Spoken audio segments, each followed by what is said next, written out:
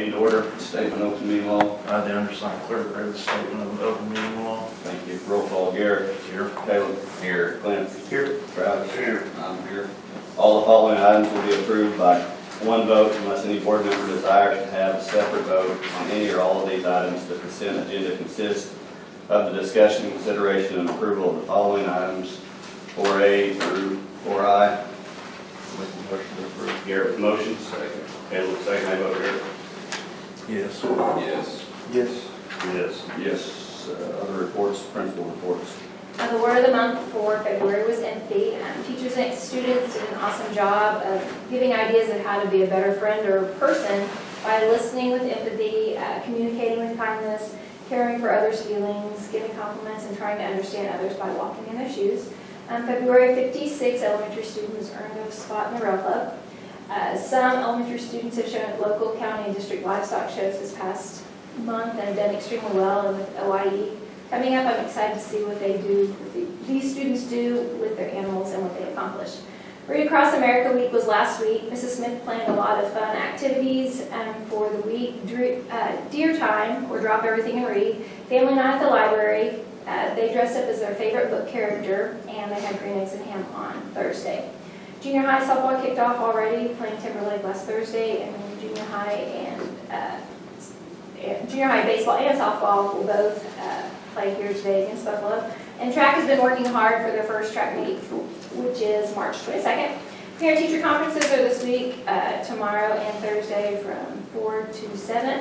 And then third 9 weeks AR incentive trip, the points are due today, and then we'll be going to Oakwood skating rink on the 9th for an afternoon of skating. And then next week is spring break, and everybody's looking forward to it. 4-H and FFA show team had a really good outing at the county fair. The Woodward District Show with 7 students making a premium bonus sale. We also had several breed and reserve breed champions that were recognized. Showmanship awards in each species at the district show were handed out to, I think, 7 of our students as well. These students will be traveling to OIE starting this week through spring break. I'd like to say good luck to them as they compete and represent our school and community. The FCCLA had 12 students qualify for their state convention. They will be leaving April 5th. Throughout the year, they've been raising money for the Bethany Children's Health Center. And on their way down, they'll present them with a $500 check on their way to convention. Spring sports are getting started. Softball team kicking off their season. Timberlake, today they will host Buffalo, along with the baseball team opening up against Buffalo at 4:30 at both places. High school academic team member Danielle Cato was recognized last Tuesday night at the Northwest Academic Conference banquet as an all-conference team player and picked for the All-Star Quiz team. The junior high team has started their season with matches against Timberlake and Ringwood. Those team members are Madison Walker, Temperance Poseidon, Ava Watson, Aubrey Delano, and Stetson Nix. I would also like to give a thank you to Ms. Smith for her efforts last week during Reading Across America. Students were encouraged to read silently for 15 minutes during a different hour each day. Parent-teacher conferences are this week from 4 to 7 on Tuesday and Thursday in the multi-purpose building. Thank you.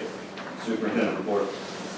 Looking at the finances and our general fund expenditures, as you can see, it's showing those are down for the month. Keep in mind that was when we started our lighting project, so we had a little inflation there, so it's the numbers, are a little inflated. But looking at our revenue is up on the year, showing it's up $419,000 on the year. Ad valorem was up $268,000. Again, that's just when they choose to pay them. Gross production is up 87, and then we did get a daycare grant that I'll talk about later to help inflate those numbers. Building fund expenditures, we don't have any at this time, and revenue in there again is up slightly, and that's due to ad valorem collections. Looking at over, looking at child nutrition. Child nutrition, we're still at the moment sitting good, which is the positive there. So our collections on our expenses are down on the year, and our collections are down on the year, but we're still not losing money yet.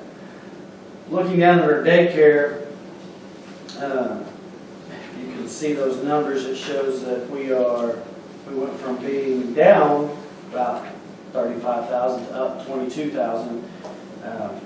Alicia Allison applied for a grant. We didn't know if we'd get it or not. And they ended up giving us the grant, and it was a $60,000 grant. So we were shocked when the numbers came in. Those can be spent on salaries, utility, professional development, and sanitation supplies. But again, it's the first time we've had any positive in our daycare. So that is a plus, and appreciate her time and effort spent on that as well. Mark your calendars, April 27th is the next region meeting at 5:30 at Shared Mutual Gym. So if you can make it to April 27th, let me know because I need to RSVP. So you let me know by the end of the week, that'd be great. And then met with our architect and our construction manager on Wednesday, kind of started going over in more detail some of the plans. Obviously, the track is going to be the first thing on. Hopefully, the surveyor will be out in this week or next week. And then after that, we'll have to get soil samples and the civil engineer out here to do grading plans. John Smiley, we thank him for coming out and knocking down some trees. So they're knocked down so people can come cut firewood or whatever they want from them and get them out of here. That's kind of the first step. We do have some water lines, electrical, and stuff like that to move before we can start any of that. So this is just a lot of the underneath work nobody's going to see to start with, but still have to be done. Thank you. Number 6, discussion and possible action to approve esports as an authorized extracurricular activity starting in the 2023-2024 school year. All right, to go over an esports plan, we've kind of been talking about this a little bit. Mr. Kennedy's going to kind of provide some information. He's, I guess, kind of the one that wants to spearhead the esports and get that started here. So we're kind of looking at, is this going to be a good fit for our school to start up right now? So I'll turn the floor over to him and let him get going on that. First, I'll just start out by kind of explaining what esports is for some of you who might not know, but it's short for electronic sports, the form of competition using video games. The organization that I would like to use is the Oklahoma Scholastic Esports. It's all new with esports in public schools right now, but they were started in 2019 by Brian Morris. He's a teacher and IT director at Canute. In 2019, it started out as just a small group of schools around Canute and Merritt. I think there was about 5 or 6 of them. COVID shut them down that first year, so they weren't able to do it. But that next year, they grew to about, I think, 9 schools to 37 schools that year, and they held the first state championship for esports in Oklahoma. And then this year, they've expanded from 37 schools to over 130 schools. So it's growing quick in a short time that it's been here. Some of the schools in our area are close to our size that are already doing it or in the process of making one for their school at the moment. Allen Cleo's doing it, Deer Creek, Lamont, Enid, Fairview, Freedom, Laverne, Tologa, Woodward. Alice was supposed to start last year, but they had some hiccups, so they're still working on getting theirs started. But I talked to them, the guy who's heading theirs up, and he said they're still hoping next year they can get theirs going. It has a lot of positive impact on the students. As we all know, most students already play video games in some form or another. But through the formation of school-sponsored extracurricular esports teams and leagues, we can extend those students' excitement and interest in video games while capturing the associated skill building and social emotional benefits of competition with these kids. Has lots of positive impact like self-esteem, increased focus in class has actually been shown, increased participation, engagement and attendance, improved academic performance, and it reaches a student population that traditional sports don't really reach. So it's getting more kids involved in extracurricular activities and competition that normally don't. It can foster more positive interactions and friendships among students that normally don't commingle, and build communication skills, opportunities to build leadership skills, and create a sense of belonging for the students.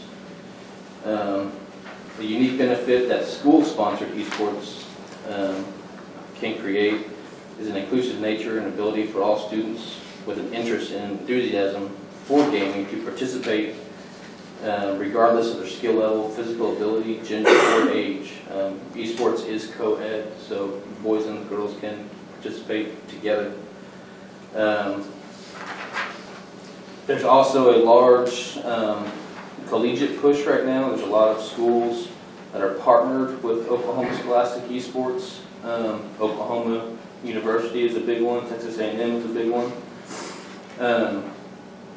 Murray State and Oklahoma Christian just recently reached out to the organization looking for college or high school seniors to receive college scholarships. I think Northwestern handed out, $5,000 in scholarships last year for their esports team.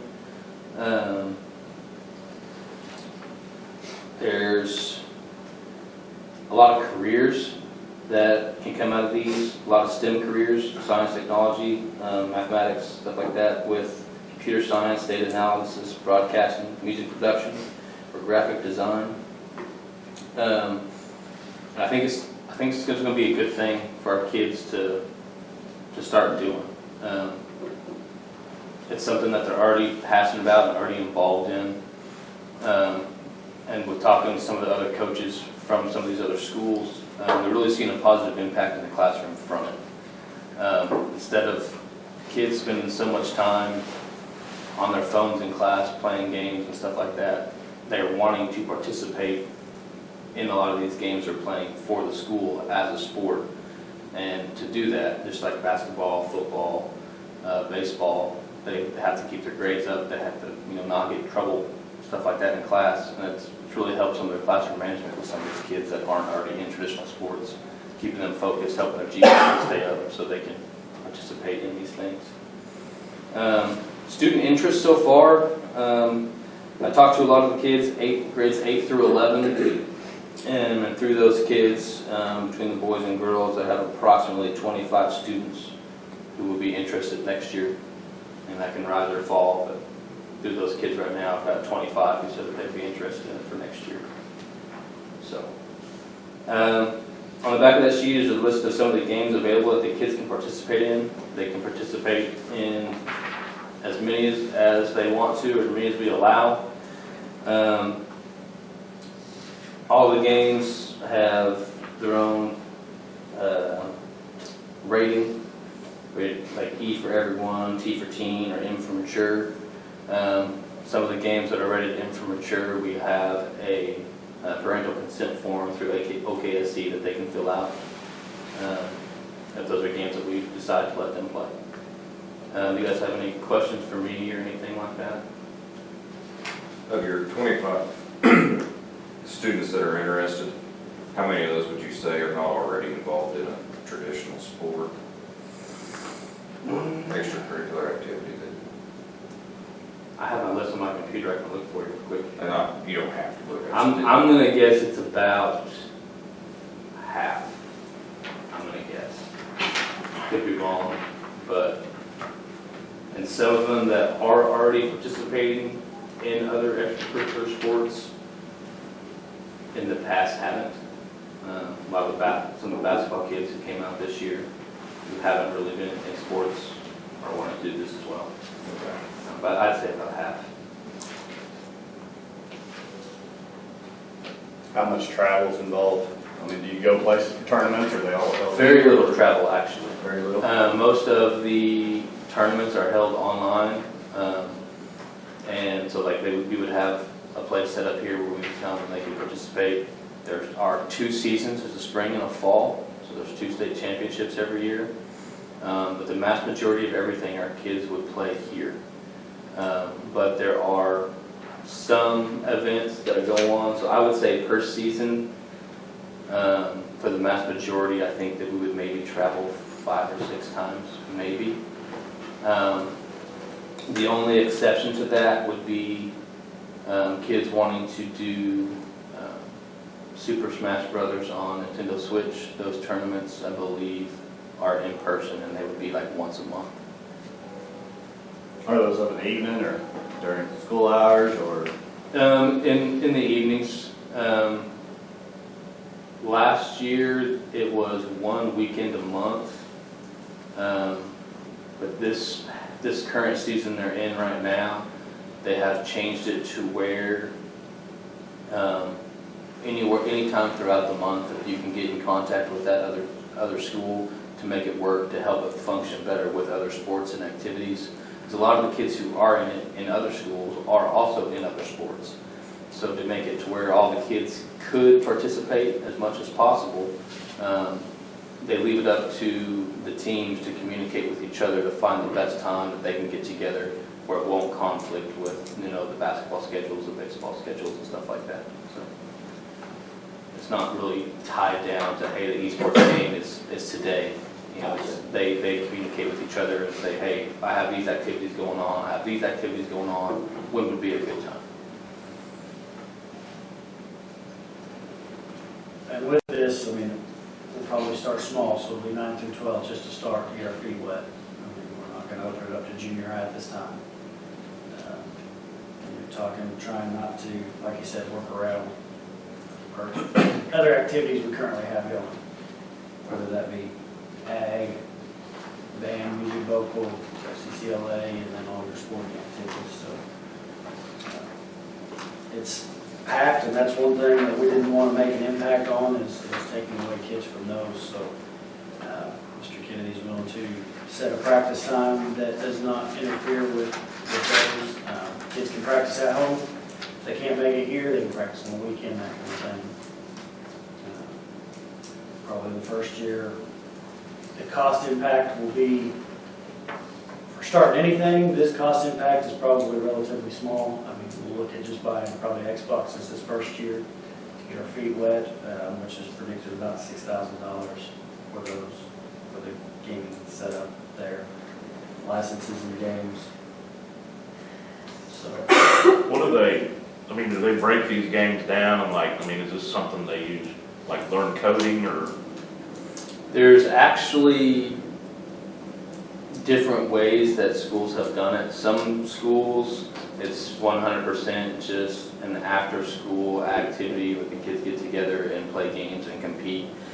Some schools have actually integrated it as a elective that they take during the school day as well. And there are different curriculums that people have come up with, and they'll learn different STEM activities like coding or broadcasting or streaming, stuff like that. It just kind of depends on how the school decides to go about it. So there's more to it than just sitting down and playing a video game each year? Yes. Yeah. Snacks are welcome. So yes, if we choose to start it as an elective, then yes, there's a curriculum that can go with it. This first year, I suggest doing that. I want to see if it's sustainable before we start throwing out an elective for that as well.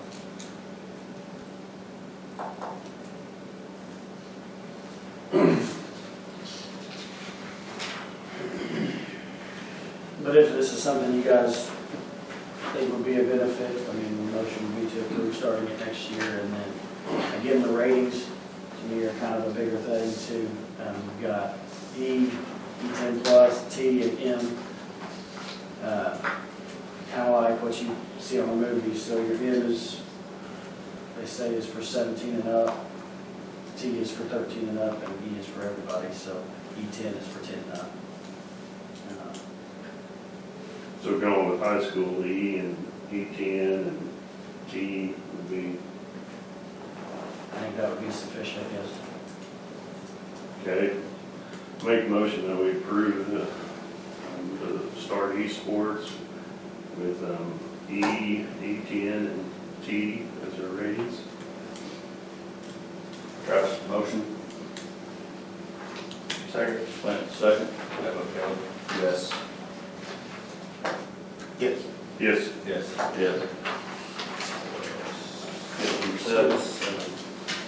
Number 8, board to consider and take action on resolution determining the maturities of and setting a date, time, and place for the sale of 420,000 building bonds of this school district and designating bond counsel for this insurance bond.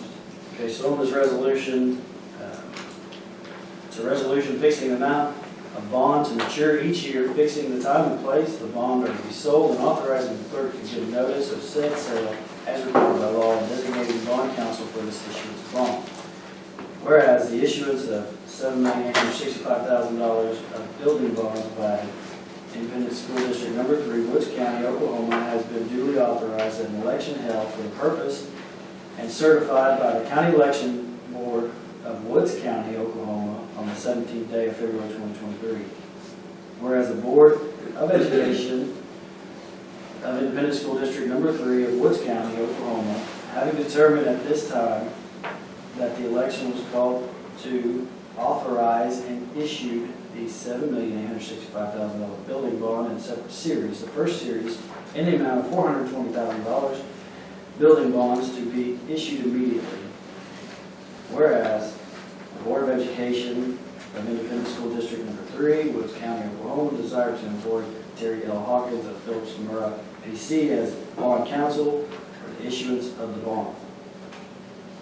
Now therefore, be it resolved by the Board of Education of Independent School District Number 3 of Woods County, Oklahoma, Section 1, that the $420,000 building bonds of Independent School District Number 3 of Woods County, Oklahoma, voted on the 14th day of February 2023, shall be offered for sale at the boardroom for Waynoka Public Schools, 4140 Lincoln Street, Waynoka, Oklahoma, on the 29th day of March 2023 at 12:00 p.m. Said bond to become due $420,000 in 2 years from the date until paid. That the clerk of the Board of Education is hereby ordered to directed to cause notice of the sale of this said bond to be given as required by law. And the last section, the Board of Education of Independent School District Number 3 of Woods County, Oklahoma, hereby employs Terry L. Hawkins, Phillips Murrah, PC, as board counsel for the issuance of the bond. That would be the resolution. You are. I make a motion on the resolution determining the maturities of the bond and set March 29th at noon, 12 p.m. here in the boardroom for the sale of the $420,000 bond. Travis, the motion. Second. Garrett, second. How about Clint? Yes. Yes. Yes. Yes. Yes. Number 9, vote to approve or not to approve the 2023-2024 software service order agreement with Municipal Accounting Systems, Inc. for payroll, accounts payable, activity fund, and treasurer. Make the motion to approve. Garrett with motion. Garrett second. Travis? Yes. Yes. Yes. Yes. Yes. Number 10, vote to approve or not to approve the 2023-2024 software service order agreement with Municipal Accounting Systems, Inc. for student information services. Make the motion to approve. Garrett with motion. Caleb with second. How about Garrett? Yes. Yes. Yes. Yes. Yes. Vote to approve or not to approve to amend or adopt board policies, 11A and 11B. Make a motion to approve board policies. Travis with motion. Second. Garrett with second. How about Caleb? Yes. Yes. Yes. Yes. Number 12, discussion of possible action regarding the review of student transfer policy, FE, and capacity limits. This is again something we have to look at 4 times a year. Our capacity limits are set at 20. We have not maxed out on any of those classes. I don't see a need of changing those at this time, so unless somebody would like to change anything, there's no action needed for this item. Moving on, number 13, vote to approve or not to approve fundraiser request for the 2022-2023 school year. Number 1, FFA. Motion to approve. Clint with motion. Second. Garrett with second. How about Clint? Yes. Yes. Yes. Yes. Yes. Number 14, discussion of possible action to declare items listed on attachment A surplus property. Any questions on those items? Make a motion to approve. Travis with motion. Second. Have a second, how you vote, Travis? Yes. Yes. Yes. Yes. Any new business? I have no new business. I will entertain a motion to adjourn. I'll make the motion to adjourn. Mayor, motion, have a second, how you vote, Gary? Yes. Yes. Yes. Yes. Yes.